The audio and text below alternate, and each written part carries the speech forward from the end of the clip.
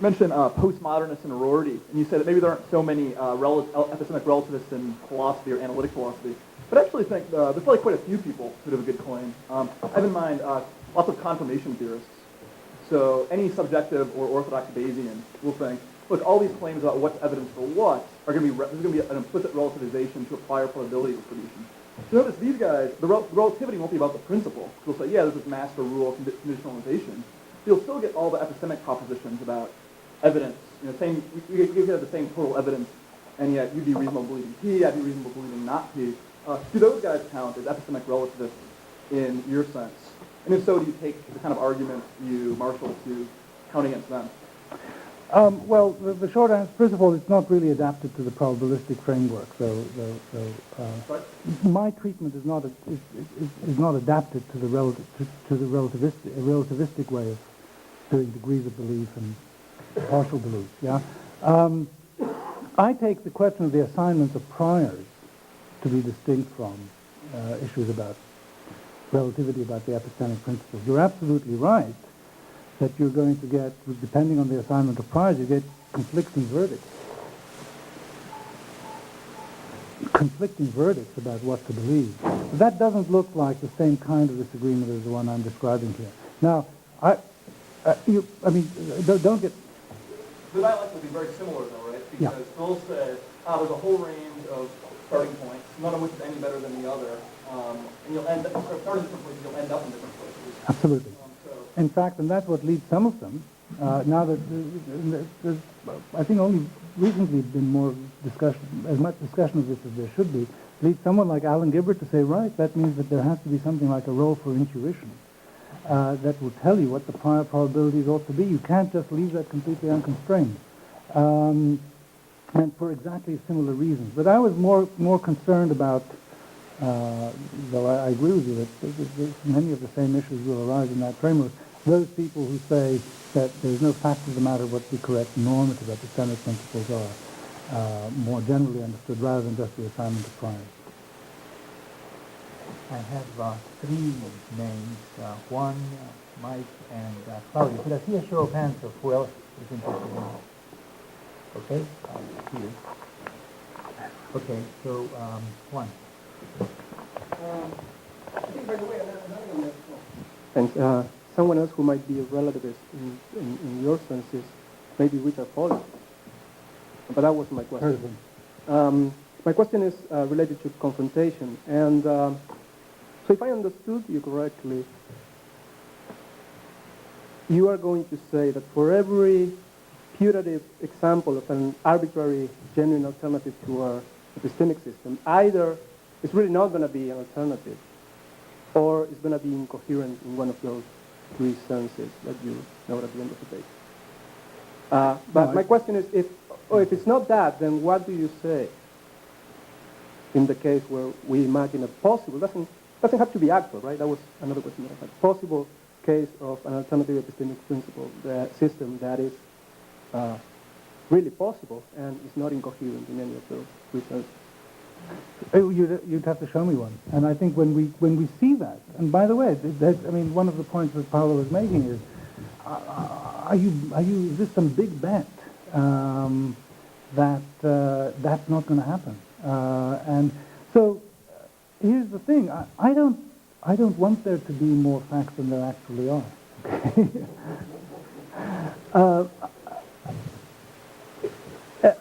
If we came up with an example of a fundamental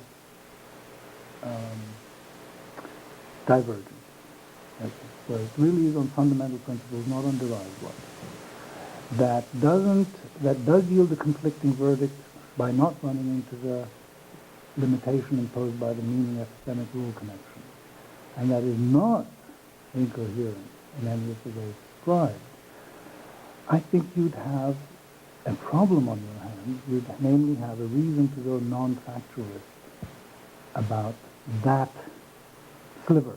I mean, what's significant is that we have really narrowed it down. I mean, that to me is,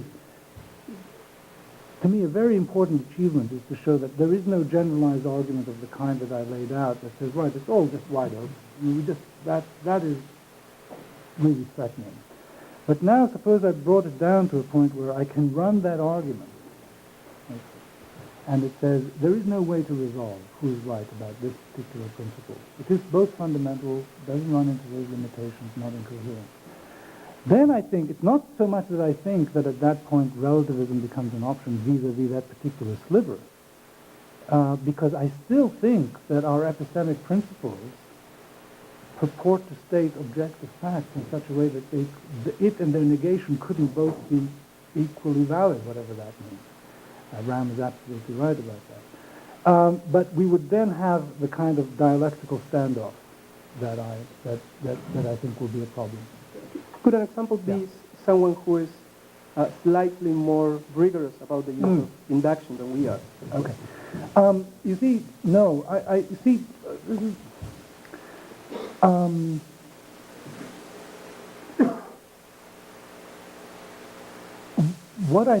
we look at that, I think what we think is that there's a higher order principle that goes like this. Here is an epistemic system, a bunch of first order principles that tell you what to believe, and here's another one, okay? And the higher order norm says it doesn't matter which of those two you pick. Now you have to handle this with great delicacy in order to not run into contradictions, but there is a way of doing it. It goes like this. The higher order principle that is simply laid out as objectively true is, within certain bounds, you're entitled to fixed belief in whatever way you find most natural. That is an objectively true principle which then allows you to diverge. Now, what stops this from saying, well, say, look, why couldn't I, faced with that, don't I face a version of the Galileo argument that I ran? Couldn't I say, well, look, so what's to prevent me from not believing P, right? Since the higher order principle allows me to fix my beliefs according to either E1 or E2, and E1 says believe P, and the E2 says you don't have to believe P. The answer is because it's relativized to the ways in which you find it natural to go on, and you may not find it natural to go on in that way. So that's the way I would treat the caution parameter.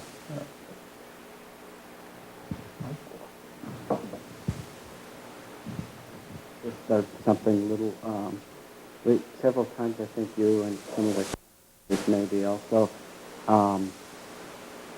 you formulated the problem in this kind of way. If there were a general confrontation, then I'd need to show that that my system was better than this alternative system. But you might think that overstates what you need to do, because if I could even just show that my system tied, then I'd have all kinds of pragmatic reasons for sticking with mine, because it'd be a huge pain to try to change. But then, of course, you can't even do that. Or you can't even argue to a tie, it seems. So, in a certain way, it's like you're overstating. You might be overstating what you would need to do, but when you don't overstate what you need to do, it's even worse, because then you realize, well, geez, all I really have to show is that these are equally good ways of going about, and I can't even manage that. That's an interesting suggestion. Let me think about that. Well, I'm afraid this is going to be very simple-minded. One of the very obvious disadvantages of hosting a conference is that reading the papers becomes a secondary goal. So I am unable to read your paper, Paul, and something else. But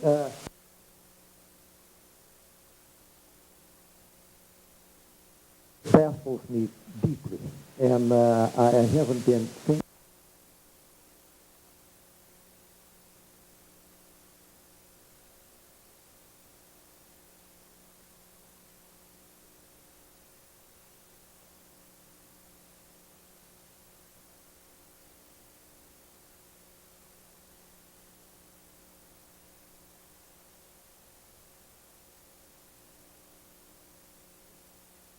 Principles.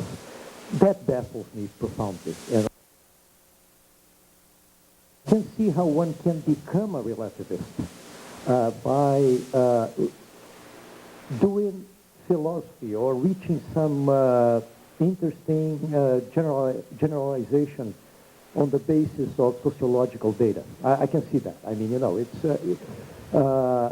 get a description of cultural differences, what have you, and conceptual differences should come along with the cultural differences, and then on the basis of that you generalize, and I'm sure, I mean, you have proved to me this is a very exciting topic, and I'd like to know more about it. So my way is to ask this question. Now, the experience of teaching elementary logic, which is what I've been doing for, you know, I don't even want to remember for how long, but it's very instructive. It's very instructive because it feels like converting the natives in a piecemeal fashion.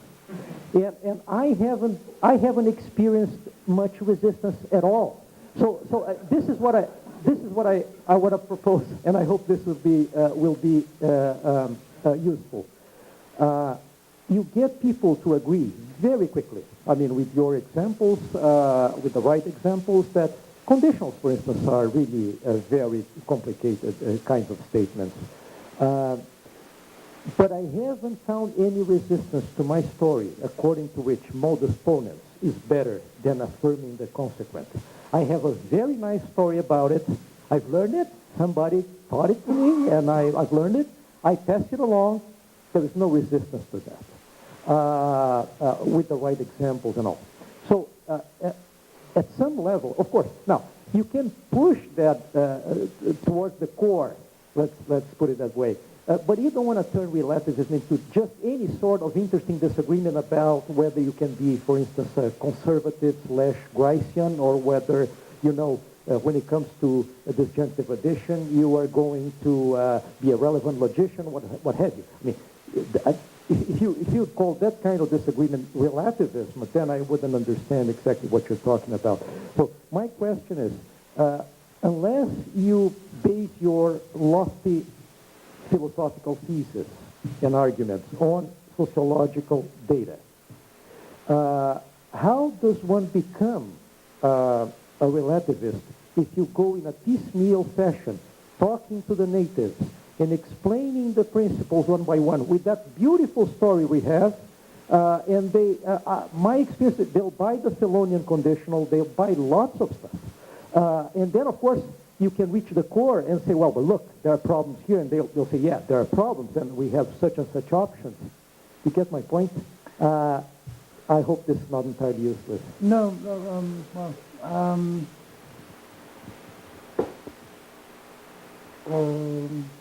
okay, so, you know, the disagreement was playing a very specific role in the argument. It's not just, oh, here's disagreement, so relativism. It doesn't go like that.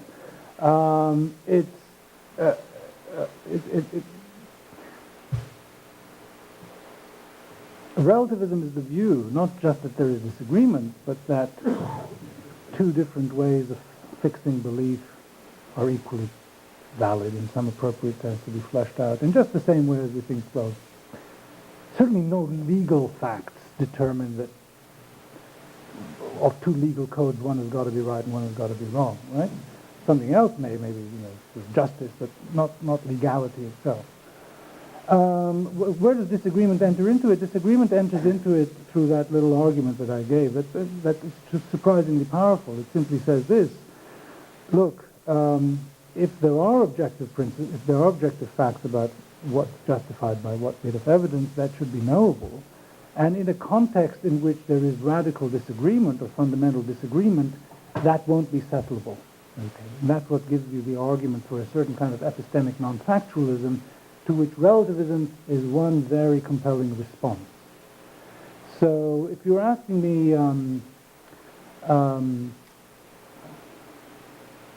mean, the students are easy to bully, by the way, you know.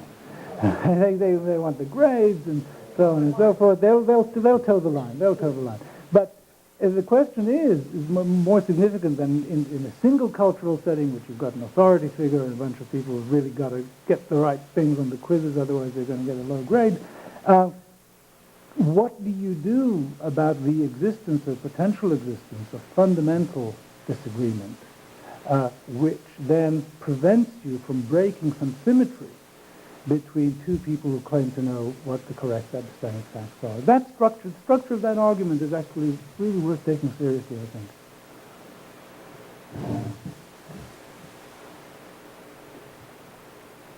Paul. This is really about what we're trying to envision here when we're thinking of alternative systems. And I'm thinking of John Pollock's work with Oscar. And I don't know very much about how the computer model works, but I gather what he's trying to do is to model the way in which we come to belief. So input some states that are like belief input states, the thing does something with them, and out come some states. And I gather what he does is he checks to see whether the inputs and the outputs in the thing that he's programmed match the outputs that we would have given similar inputs. So he's trying to model something like us. Right. Well, wouldn't an alternative system be one where you just don't have this? I mean, here he can manipulate what I think you're calling epistemic rule.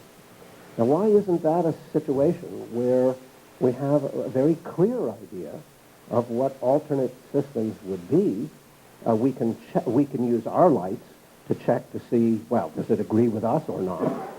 If it doesn't agree with us, then if our goal is to make something that's like us, we change whatever the functions are, whatever the little modules are. But here's a system that looks as though there's no reason why it would have to be incoherent. Very, yeah. Well, it internally incoherent, might not cohere with our belief. So why isn't that a clearly imaginable alternative? And so I must, if that is an imaginable one, then it looks like we've conceived it, and then it's possible, and there you go. Sure. Now, I mean, there are two things, maybe three things that brief description doesn't take into account. One of them is the tie between the contents of your beliefs and the rules that you're using to manipulate them. If that is a very strong tie, then as you change the rules, so you change the contents. Okay? And therefore, you don't get a situation in which one system is ruling P and the other one is ruling not P. It's ruling Q, but that's not a disagreement. That's sort of like the Wittgenstein wood cellars. You see, Wittgenstein, again, he was assuming it's very easy to describe these alternative epistemic systems. And so he would say, look, couldn't you imagine a community of wood sellers who sell wood not by cubic foot, but by area covered? And so then, so that there would be a lot more wood if it's all spread out on the ground than if you take the same quantity of wood and spread it out against the wall. And the point is that, that's not so easy to describe coherently, right? I mean, you just imagine all the different, what you would have to say if it really were stable is that these people mean something more by more and something more by cost and so forth and so on.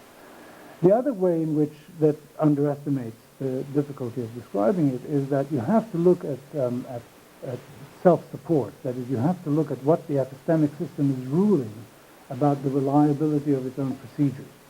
And that's a very complicated, high-order business that requires you to be maximally decided about a large number of evidential nodes. And it's not just settled by twiddling around with the computer and saying, well, look, under circumstances when the lighting is dead, do this. So I think when you look at all of that, I'm by no means suggesting that there is some kind of transcendental argument that prevents there being an alternative epistemic system. I am suggesting, though, that when you look at all the constraints that there are on it, you'd have to work very hard to make it plausible that you've come across one.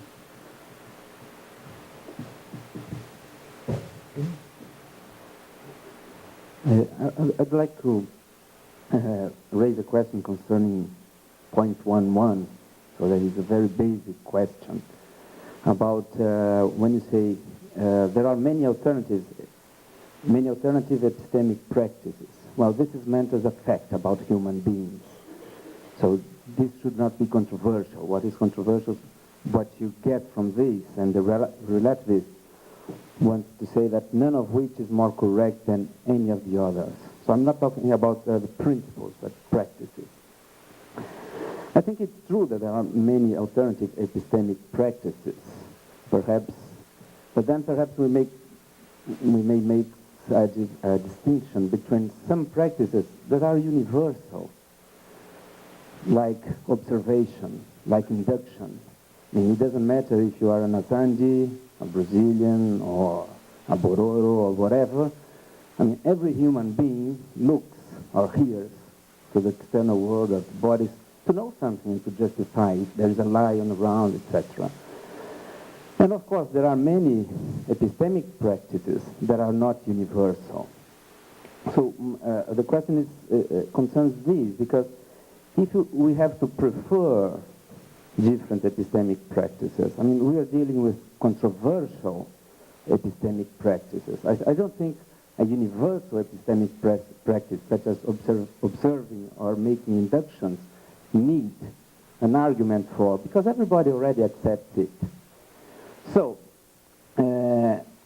so I would say that so observation and induction, perhaps also some basic degree of logic also, but then we would have to ask the anthropologists about the logic of savages, if they really do think as us. But that's not important. I think induction and observation is enough. So we don't need to argue for this too, because everybody accepts. We have to argue for what is controversial. I mean, an epistemic that belongs to one culture or to some people and not to others.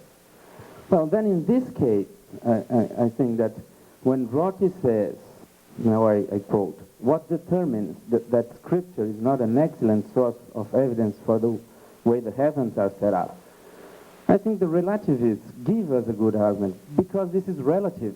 I mean, it is based on an epistemic practice that is relative to some group. If we want to reach agreement, and truth is not relative, if it is true, it's true for everybody, I don't think we should base our evidence or our arguments in partial or non-universal ways of arguing or justification. We should employ what is common to both. And there is something common to human beings in general, observation and induction. Perhaps, if Popper is right, it's not induction, but conjecture and refutation. But it is. So this is the point. I mean, it's not an excellent source of evidence to say the Bible says so, because if we are discussing, we should base on something that is common. And so I would stop relativism perhaps in the beginning. But, you know, we have to respect the difference between is and ought. Okay. Nothing really normative immediately follows from the fact that there is universal agreement about anything. So, and also, I didn't want... So just a point. Yeah, I mean, perhaps you were right, but I'm supposing if we want to reach an agreement, I think this is... Because if we were discussing and arguing and giving evidence, I suppose that we want to reach a consensus between us. But you see, so if the only thing available to us both is observation and induction, sure, then there is a not that follows. I'm not entitled to... I don't need to justify what is common. No, I know, but I can justify that you should not use what is not common. So what I do, I ought to use only what is common. But nothing else is available. No, I understand. But you see, I think you're construing the problem a bit too pragmatically, as if it's a matter... I mean, there is also the pragmatic problem. How do we discuss with one another? How do we achieve consensus, you know, so we don't fight and so on and so forth? But that's not the kind of issue I'm interested in. The kind of issue I'm interested in is purely philosophical, which is we are using a certain set of principles and rules. What is the status of those principles? Is it just what we happen to use, or is there something more objectively correct about them? So some people say, nonsense, there is nothing objectively correct about this. Where would your idea that they're the objectively correct ones have come from? I know of other people who do things differently, and who are you to tell me that they're wrong? Now, even that is to construe it a bit too, dialogically. The problem isn't, of course, if we're discussing things, we have to use common ground, and there is a lot of common ground. I think all of that is true. The question is whether there is some philosophical reflection that makes you think that the relation you have to your own epistemic principles is not one of objective correctness.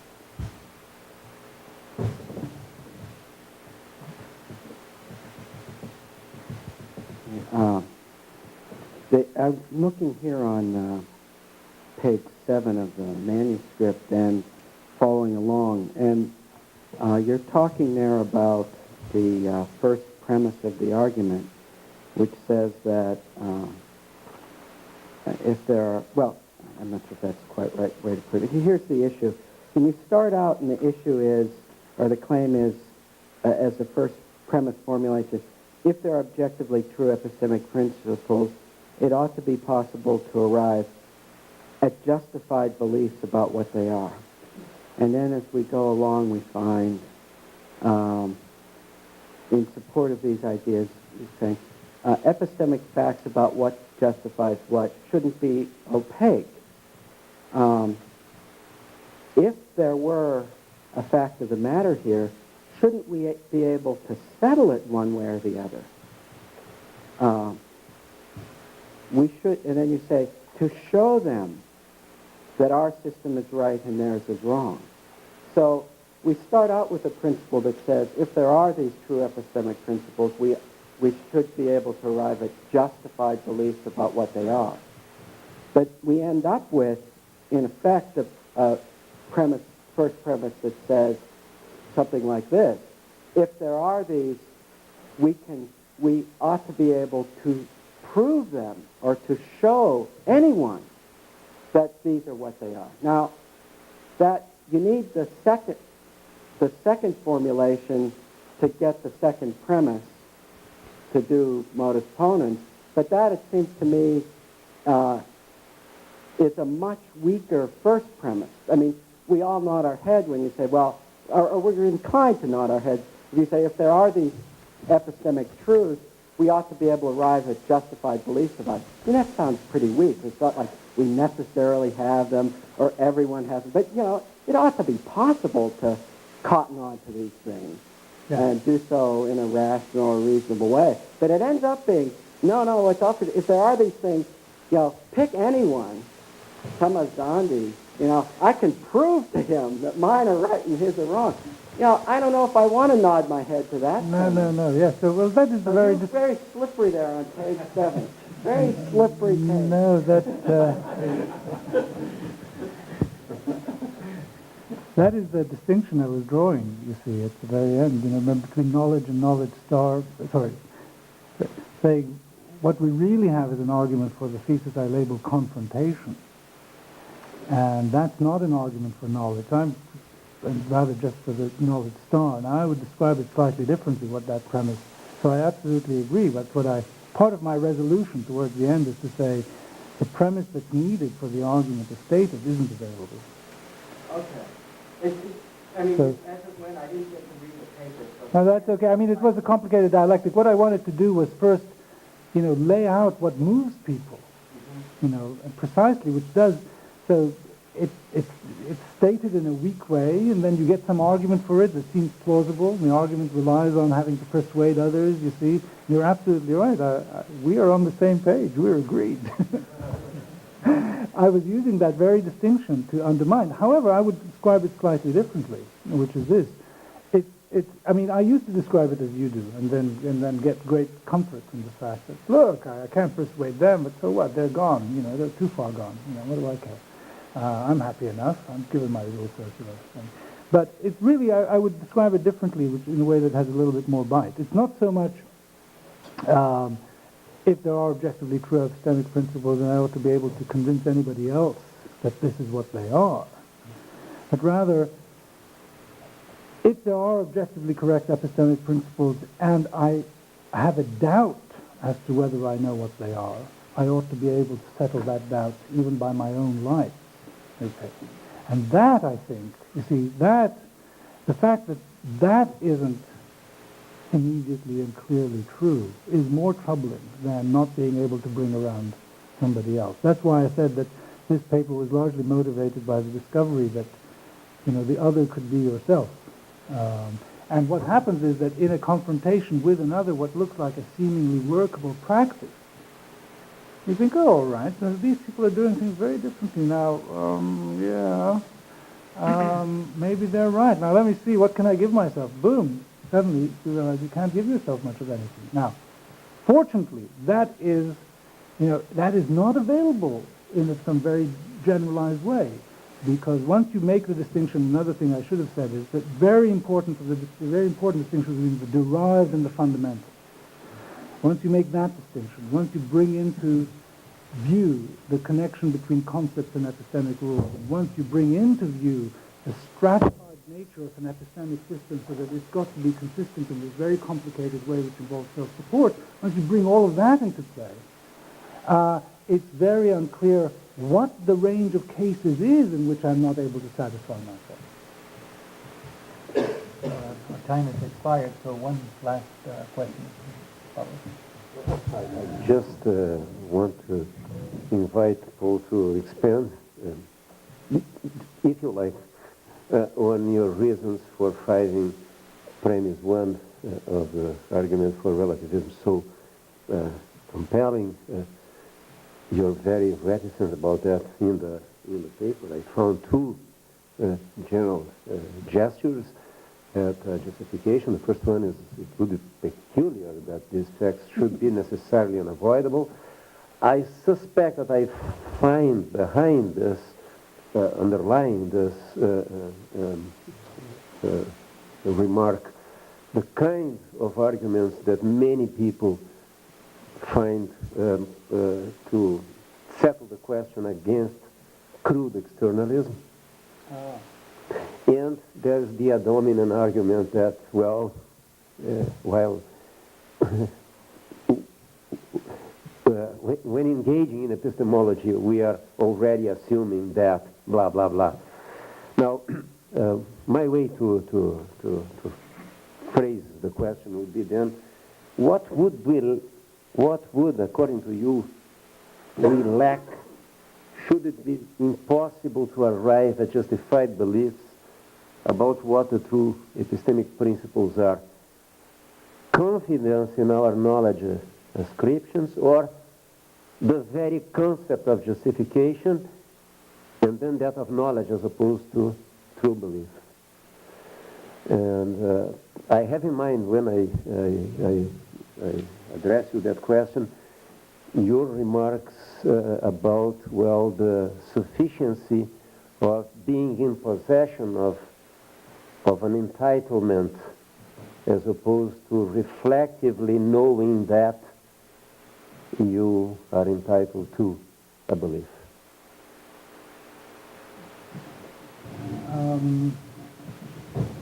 You're right that I say very little about that, though I say a little bit more in the objective reasons paper.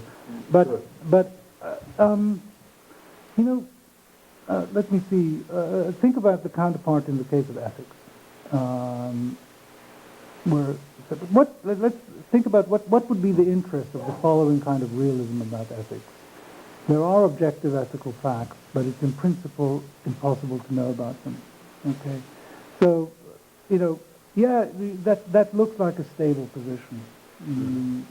But the interest of the realism is completely diminished. That is, if you look at any time that somebody is a realist, it's not just that they think there are some things, but they think and it's not necessarily they think they know all about them right now, but they think it's possible to know them. That's part of the interest of having objective facts there in the first place.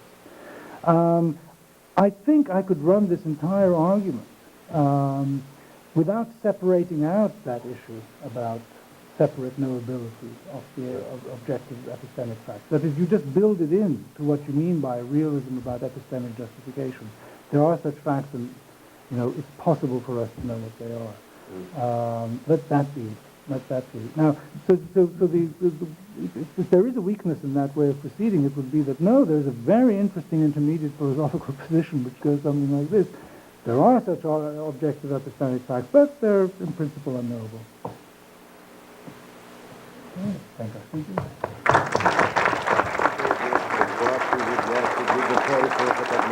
And that's responsible in our knowledge of